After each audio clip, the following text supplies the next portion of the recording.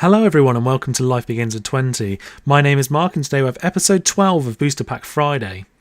Here we have another pack of Kaladesh to see what pick one would be as if this was a draft. So let's get stuck in and see what we get.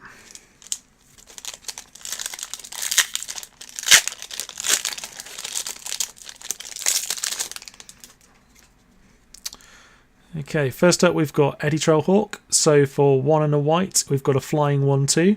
When it enters the battlefield, you get 2 energy counters, and whenever it attacks, you may pay 1 energy. If you do, another target attacking creature gains flying to the end of turn.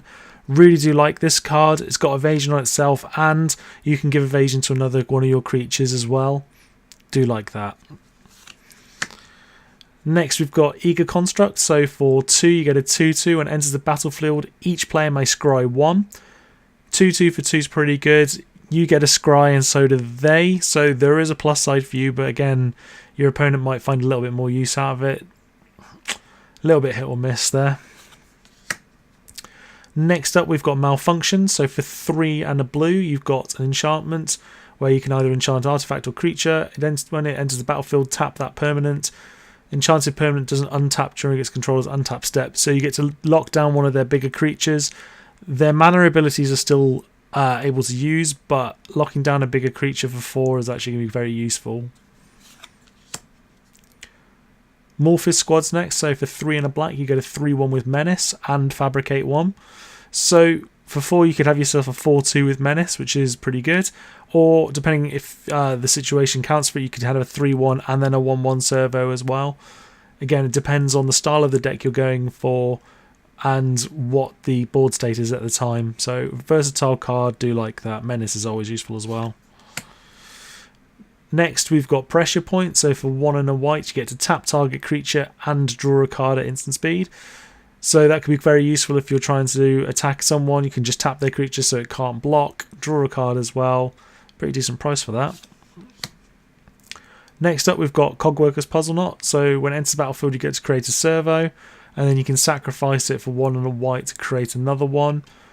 It's fairly useful. It means you can have your artifact out as well, so that having artifacts on the board can help other cards.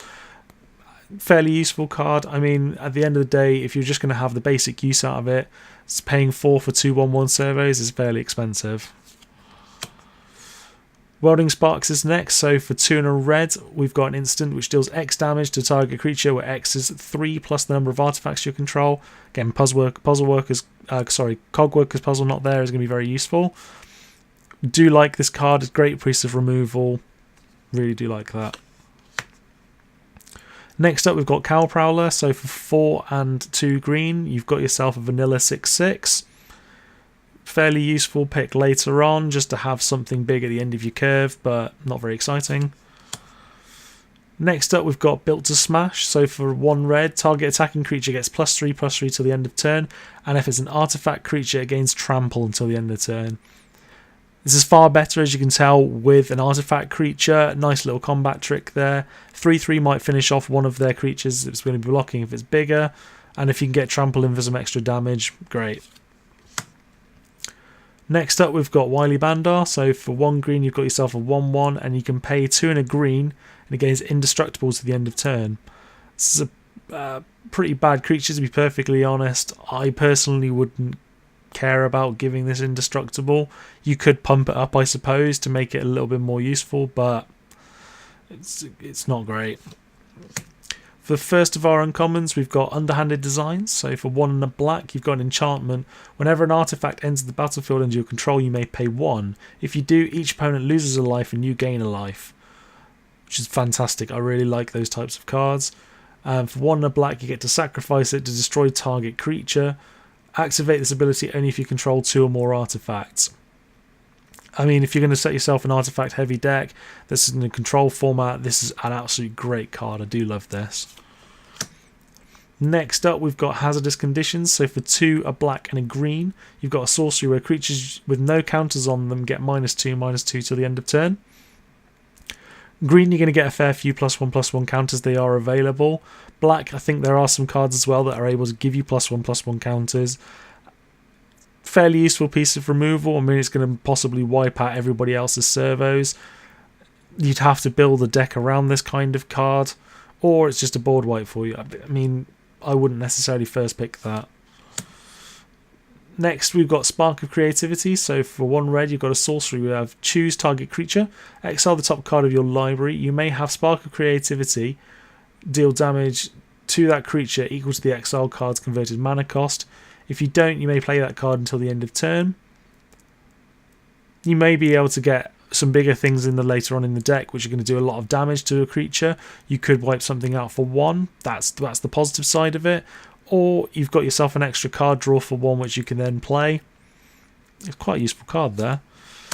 And for our rare, we've got Territorial Gorger. So for 3 and a red, you've got a 2/2 a trample.